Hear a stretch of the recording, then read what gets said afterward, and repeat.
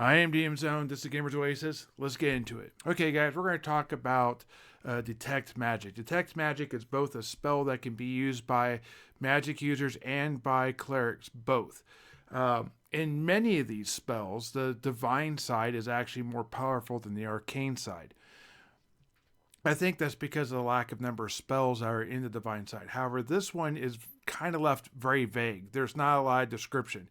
It says that the is both limited in range and in short duration. Now, what does that mean? I think that if you were to go through and kind of decide, okay, we got medium, short, long, you could figure out what that means to you. To me, it means this: a 10-foot bubble, essentially in every direction, 10 foot up, 10 foot down, 10 foot to the right, front, back, left. So a bubble around the player, and I'm going to count the player as a 5-foot square essentially. So a 25-foot diameter bubble moves through the hallway at what would be like a dungeon crawl speed, or usually like 1/3, or you take it from yards to feet, and that's what you get. I think that is how quickly they're able to take that in. And I would let it last for 10 minutes. So whatever you would normally walk in 10 minutes, that's what I would allow it to go. I think that is a short duration to me. I think that there's a very short duration, which is a round, but I don't think that is that. Now, if you wanted to allow a player to shoot out a 90-foot beam out the front of it and say for a very short duration, one round, you can see what's magical in front of you, I think that's a fair way to go. I think that if a player wants to move at a full run or a normal speed and take caution to the wind because they're just trying to find what's magical around them before the spell goes away, allow them to move like they're moving outside. If this is an already explored area and if they're allowed to make those type of moves, I don't see a problem. However, let's say you see an orc. Let's say you see there's a magical glow about it. What is that magical glow? You're not detecting that at a run or at a fast pace. You're going to have to go down to the dungeon speed to determine whether it's the cloak on the orc that's magical, whether the orc has a magical buff on it. I'm also would limit this to only going forward. You can't look around too much. It's too hard on your sensory. That's why I have the initial part in there. That's my stuff. There's nothing in there about that type of thing, but that's how I would run it.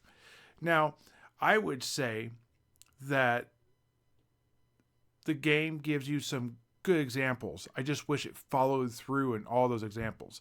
So it gives you 3: person, places, and things. Perfect. Those are 3 very identifiable, very distinguishable things, very important things in the game. However, when it gives you the examples, it gives you 3 examples, but only on 2 of the things. It misses the most important one: the people. It talks about the fact that you can detect that a door may have magic on it and kind of know, I guess, if it's, or know that it may be held, or it might have wizard lock on it. And it might be able to tell you that an item is magical. But one thing to remember, it doesn't say anything about people. Like if a person has a buff on them or they themselves have like hold person cast on them. It doesn't say that. And I think those would be very good. Or maybe they themselves are cursed.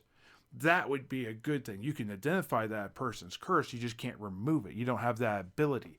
I think things like that make a lot more narrative sense. And in my game, I think I would do that. So you know my thoughts on this. I don't want to spend too much time going into that. What I will say is, and I'd be very clear on this, it doesn't say whether it's magic or whether it's accursed. It doesn't say whether it's divine or what I'm calling arcane. So you don't know if it comes from a cleric or a magic user elf type of thing.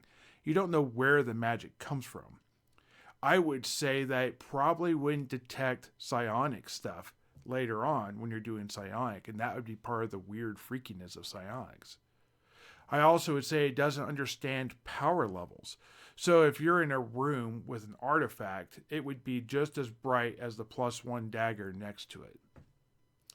Those type of things are never known until you further explore it. That's part of the obscureness, the obfuscate that is original Dungeons and Dragons. Anyways, guys, I'm going to be doing more videos like this. Look for them in the near future. See you guys in the next one. Have a great day. Bye.